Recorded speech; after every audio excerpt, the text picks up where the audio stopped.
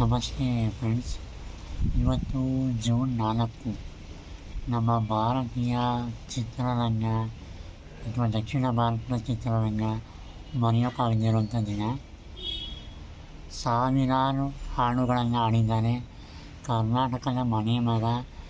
ಇವತ್ತಿಗೂ ಕೂಡ ಇವರ ಹಾಡು ರೇಡಿಯೋದಲ್ಲಿ, ಟಿ ವಿಯಲ್ಲಿ, ಪ್ರಪಂಚದ ಯಾವುದೇ ಮೂಲೆಯಲ್ಲಿ ನಾವು ನೋಡ್ಬೋದು. ಅವರೇ ನಮ್ಮ ಎಸ್ ಪಿ ಬಾಲಸುಬ್ರಹ್ಮಣ್ಯಂ ಸರ್.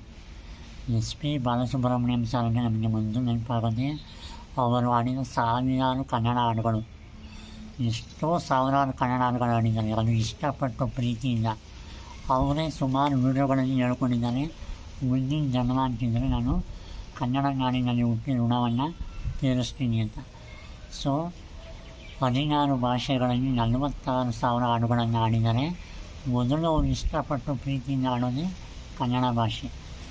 1966 ನಕ್ಕರೆ ಅದೇ ಸ್ವರ್ಗದ ಮೂಲಕ ಕನ್ನಡ ಇಂಡಸ್ಟ್ರಿಗೆ ಎಂಟ್ರಿಯನ್ನು ಕೊಡ್ತಾರೆ. 1966ರಿಂದ 2020 ಸುಮಾರು 54 ವರ್ಷಗಳ ಒಂದು ಸಂಗೀತ ಪಯಣ ನಾವು ನೋಡ್ಕೊಂಡ್ಬಂದಿದ್ದೀವಿ.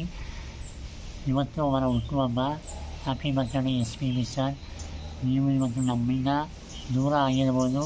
ನಿಮ್ಮ ನಗು, ನಿಮ್ಮ ಹಾಡು, ನಿಮ್ಮ ಧ್ವನಿ ಸದಾ ಜೀವಂತವಾಗಿದೆ. ಕನ್ನಡಿಗರ ಮನಸ್ಸಿನಲ್ಲಿ ನೀವು ಬಿಟ್ಟು ಹಾಡುಗಳು ಸದಾ ಜೀವಂತವಾಗಿ ಇರುತ್ತೆ. ಈಗಲೂ ಇರುತ್ತೆ, ಮುಂದಕ್ಕೂ ಇರುತ್ತೆ. ಸೂರ್ಯ, ಚಂದ್ರ, ಭೂಮಿ ಇರೋವರೆಗೂ ನಿಮ್ಮ ಹಾಡುಗಳು ಜೀವಂತವಾಗಿ ಎಲ್ಲರ ಮನಸ್ಸಿನಲ್ಲಿ, ಹೃದಯದಲ್ಲಿ ಕುಣುಗುಣಿಸ್ತಾ ಇರುತ್ತೆ. ಹಾಗಾಗಿ ಮತ್ತೊಮ್ಮೆ happy birthday S P B sir. ಹುಟ್ಟುಹಬ್ಬದ ಶುಭಾಶಯಗಳು. ನೀವು ಹಾಡೋ ರೀತಿ, ನಿಮ್ಮ ಧ್ವನಿ, ನೀವು ಎಲ್ಲ ರೀತಿಯ ಹಾಡುಗಳನ್ನು ಹಾಡಿದ್ದೀರ. ಸೊ ನಿಮ್ಮನ್ನು ಇಷ್ಟಪಡುವಂಥ ಫ್ಯಾನ್ಸ್ಗೆ ಎಲ್ಲ ರೀತಿಯ ಹಾಡುಗಳನ್ನು ಬಿಟ್ಟು ಹೋಗಿದ್ದೀರ. ನೀವು ಎಲ್ಲೇ ಇದ್ದರೂ ನಿಮ್ಮ ನೆನಪು ಸದಾ ಜೀವಂತ ಅಂತ ಹೇಳ್ತಾ ನನ್ನ ಮಾತನ್ನು ಮುಗಿಸ್ತಾ ಇದ್ದೀನಿ. ಜೈ ಹಿಂದ್, ಜೈ ಕರ್ನಾಟಕ ಮಾತೆ.